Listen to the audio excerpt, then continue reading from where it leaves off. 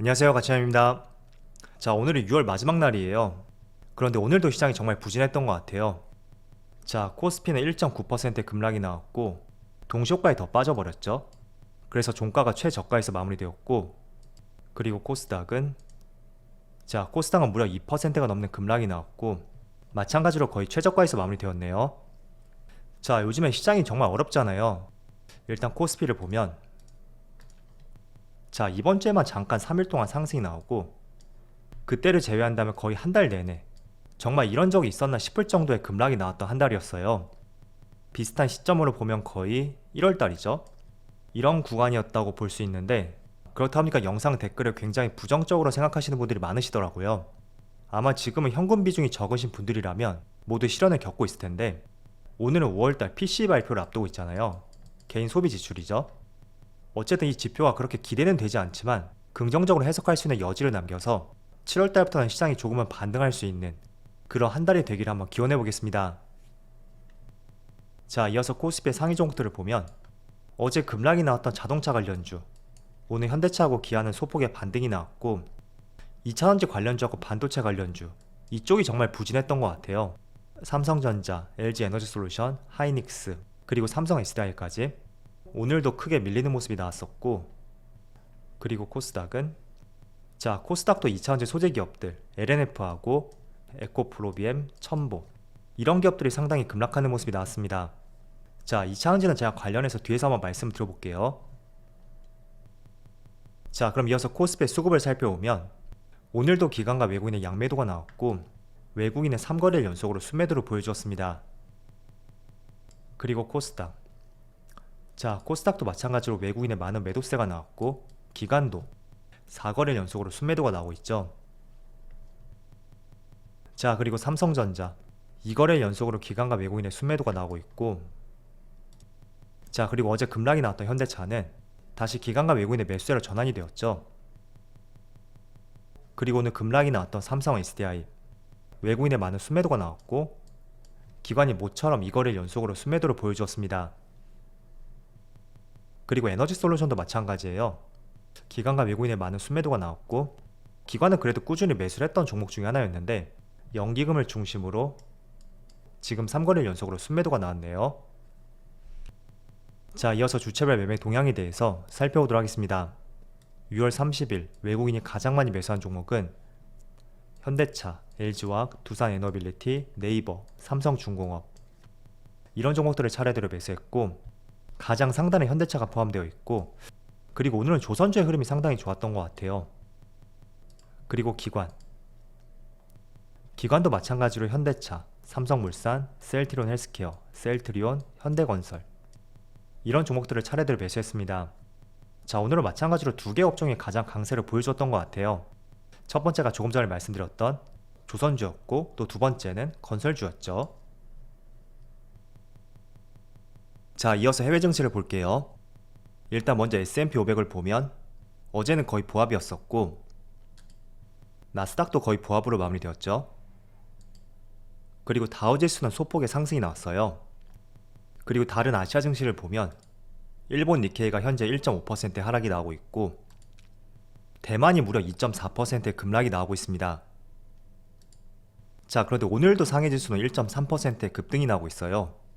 정말 중국 시장만 나홀로 상승이 나오는 것 같다, 그런 생각이 드는 것 같고, 한편으로는 국내 증시가 중국 시장의 절반이라도 조금만 따라가면 좋지 않을까 라는 아쉬움도 있는 것 같습니다. 자, 그리고 오늘 같은 경우에는 1분기 미국의 GDP 성장률이 발표가 되었어요. 1분기라 하면 1월달부터 3월달까지죠. 그런데 GDP 성장률이 마이너스 1.6%가 나왔고, 자, 그런데 이런 부분은 어느 정도 우리가 예상을 했었던 거거든요. 왜냐하면 GDP 성장률을 발표할 때는 잠정치를 먼저 발표를 하고 그리고 오늘처럼 이렇게 확정치를 발표를 합니다. 그런데 잠정치는 마이너스 1.5%였는데 약간 밑도는 수치가 나오면서 그런 부분이 아무래도 시장의 약세로 이어진 것은 아닌가, 그런 생각이 드는 것 같아요. 자, 그래서 오늘도 시장이 정말 부진한 모습을 보여주고 있고, 특히 2차전지 관련주 그리고 반도체 관련주, 국내 산업의 시가총액 상당 부분을 차지하고 있는 많은 종목들의 하락이 돋보이는 것 같습니다. 일단 반도체는 오더컷 이슈, 그게 확실하게 해결이 되지 않은 것 같아요. 그렇다 보니까 전날 마이크론 테크놀로지, 그리고 삼성전자, 그리고 많은 반도체 기업들, 오늘도 크게 급락이 나오고 있어요. 지금 삼성전자를 보면 거의 직전 저점까지 주가가 다시 빠진 모습이 나왔죠. 오늘 마이크론 테크놀로지의 실적이 발표가 될 거예요. 그리고 아마도 삼성전자, 아마 다음 주쯤에 잠정 실적 발표가 있겠죠. 그래서 저는 여기서 실적도 정말 중요하겠지만 저는 실적 발표에 나올 수 있는 컨퍼런스 콜, 그걸 조금 더 깊게 봐야 될 것 같아요. 왜냐하면 사측에서 향후 전망에 대해서 직접 발표를 하는 만큼 그 어떤 애널리스트보다도 우리가 신뢰할 수 있는 내용이 될 수 있거든요. 그래서 여러분들의 실적 발표도 중요하겠지만 컨퍼런스 콜을 통해서 향후 방향성에 대해서 이런 것도 한번 확인해 보신다면 좋을 것 같습니다. 자, 그리고 무엇보다도 지금 보면 어제 에너지 솔루션을 중심으로 많은 2차전지 기업들이 하락이 나왔습니다. 그런데 이런 부분이 오늘까지 이어지고 있는데 다들 내용은 한번 보셨을 거예요. 지난번에 바이든 대통령이 방문하기 전에 약 1조 7천억을 투입해서 애리조나에 원통형 배터리 공장을 짓겠다, 그런 발표가 있었습니다.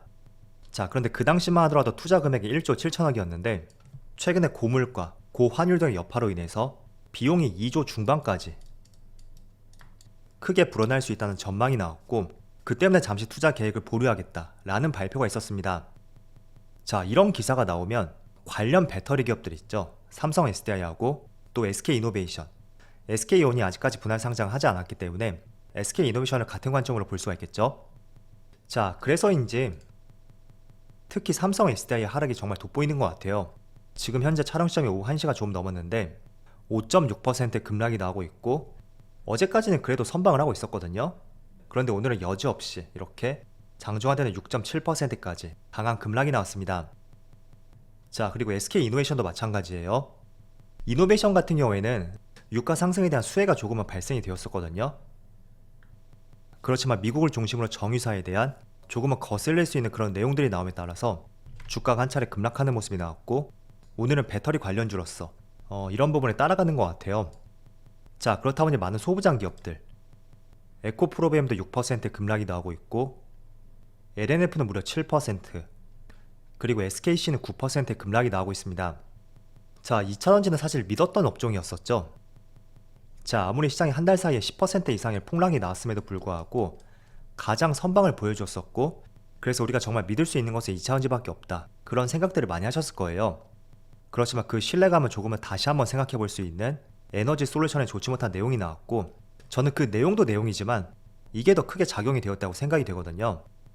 자, 잘 생각해 보면 이런 구간에서 2차전지 굉장히 선방을 보여주었어요. 특히 LNF하고 에코프로비엠 같은 경우에는 거의 신고가를 경신했었죠.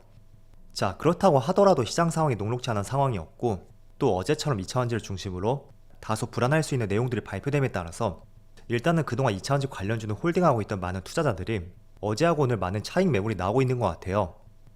그래서 일단은 시장도 좋지 못하고 삼성 SDI라든지 SK온 이쪽에서도 어떤 투자에 대해서 재고를 할 가능성이 있지 않나, 그런 걱정들을 많이 생각하셨을 거고, 그 때문에 그 어느 업종보다도 오늘 일단은 한 발 물러나보자, 그런 심리가 많이 작용이 되었다고 생각을 하고 있습니다.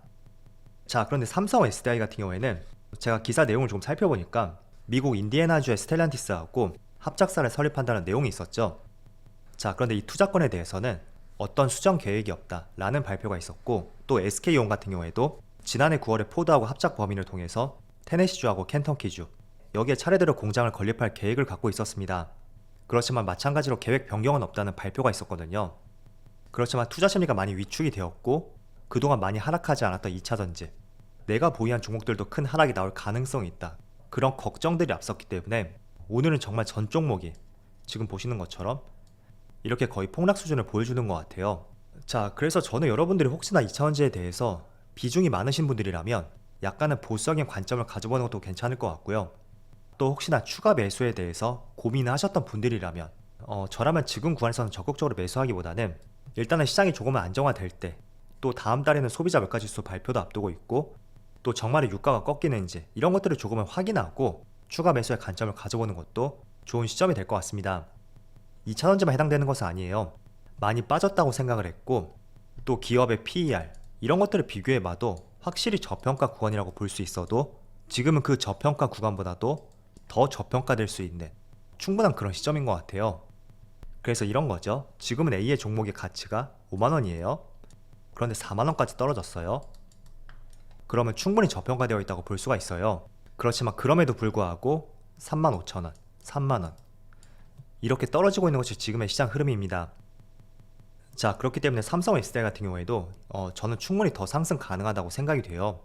그렇지만 오늘 오랜만에 큰 급락이 나왔고 또 여러가지 매크로 환경이라든지 단기적으로 2차전지를 조금은 부정적으로 볼 수 있는 그런 시발점이 될 수도 있거든요.